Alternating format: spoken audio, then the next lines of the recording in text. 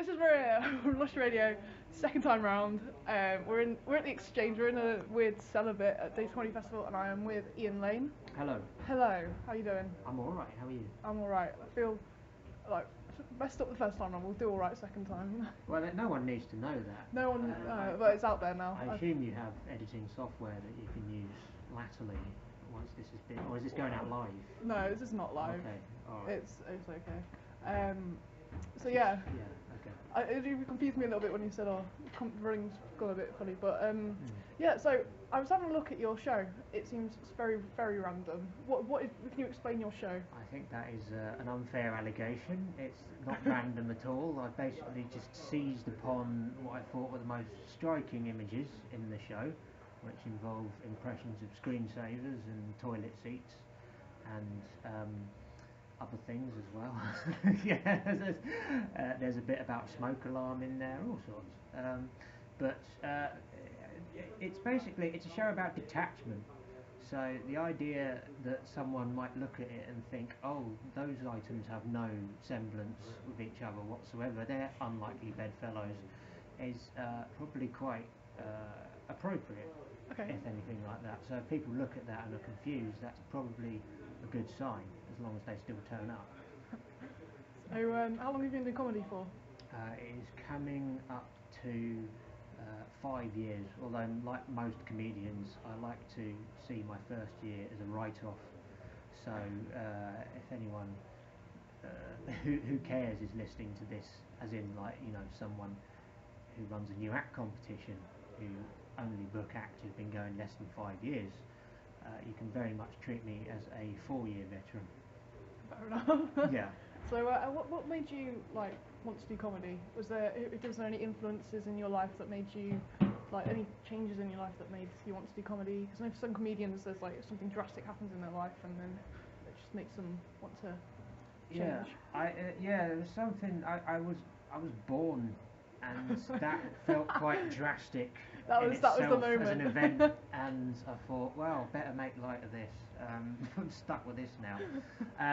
I always used to, when I see comedy on the television screen and whatnot, and they had sitcoms with a live studio audience in it, and the one thing I enjoyed about watching those is that people would say stuff that was funny, but they wouldn't let on that they thought it was funny.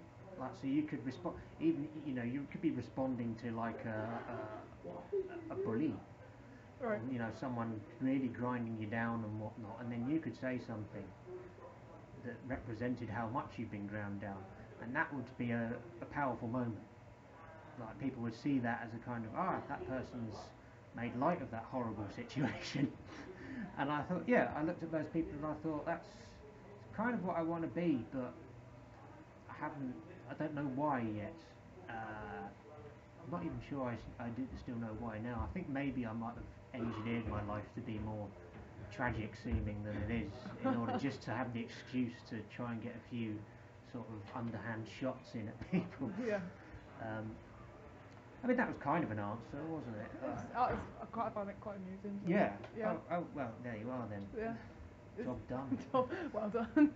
I was gonna say, you it seems very your show is very different compared to other comedians. Would you say it is quite different? I don't know. I never feel it is as different as I want it to be. But I don't want to force it. No. I don't want to do a show that is different for the sake of being different. I want to do shows that are kind of it's different because it's done by me rather than someone else or someone trying to be someone else. Yeah. And whatnot. But I don't know. I don't see my show as being that different. I think it is relatable to a certain type of person. I just don't get that type of person yet. But they're probably out there somewhere. Yeah, and hopefully by doing this show, it is a process of basically meeting those people. You do have to sift through a lot of generic tosspots though in order to find them. If you're listening to that and you're offended, I definitely mean you. But so you said that you'd cancel out your first year as a comedian as ever being was that obviously what was your worst? That was obviously one of your worst ever like gigs. Would you say? Well, I mean, it wasn't a year-long gig. No, I did you know what I mean. Yeah, I did probably about like maybe 50 gigs in my first year, and it was basically just a process of, I don't know, learning what the hell was funny. And you bump into a lot of people on the circuit, like especially from the London circuit, who have done comedy courses and whatnot, and they seem to hit the ground running in that regard.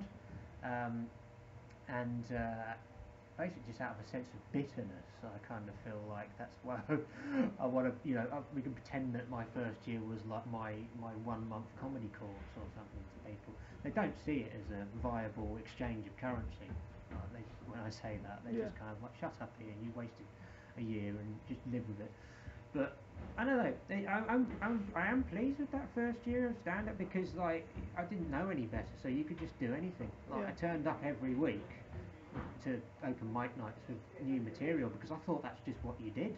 I didn't realise you actually honed material over a process of repeating it, every single gig and learning it and knocking out the stuff that doesn't work and whatnot. Like, I just turned up every week, and then I was always nervous because I'd written it on the train on the way there and I hadn't learnt it properly because I didn't have time, and I always wondered why I was nervous. And then when I finally thought, okay, so I should probably learn some material, I was like, so that's why they all do that. So, look, but most people learn that within like a month. Yeah. I took the circuitous route. So, is this going to be a preview show for the Edinburgh Fringe? Yes, and the Brighton Fringe as well. Okay. I'm doing in May and June. But predominantly the Edinburgh Fringe is the preview show for. Okay. And is this your first Dave's Leicester Comedy Festival? Yes. It is. First Dave's Leicester Comedy Festival. My first hour-long show. Oh wow. First time I've ever done this length of time. I've done a few sort of practice runs before this, so I know that I can fill time with content. In terms of the quality of the content, that is currently up in the air, but that's what you do shows like this for. We'll see how it goes. Yes, to find out why. And just for any upcoming comedians out there, what words of advice would you give to them? I wouldn't give them any advice because I'm in no position to do so whatsoever. I think they should just do like I did and flail around for a year and figure out if it's something they want to do. But I think that, if I had to like be someone of any power and say to comedians, here's what you should try and do, I would just say, just try and find your own voice. Like, there's so many, comedians out there trying to ape other comedians, and I think that's fine as a starting point and whatnot, but really, I think if you're not going into stand-up and thinking, what can I bring to the table that no one else does, I don't know. I just feel like you're going to struggle to kind of stand out. It's a very crowded scene, comedy, and I think like the more you do stand out, the more you've got your USP, the more you've got something that you do specifically and no one else does, the more likely you are to get noticed and to get picked up by people. Well, thank you very much. I hope you have a good show. No worries. Thank you very much. Thank you.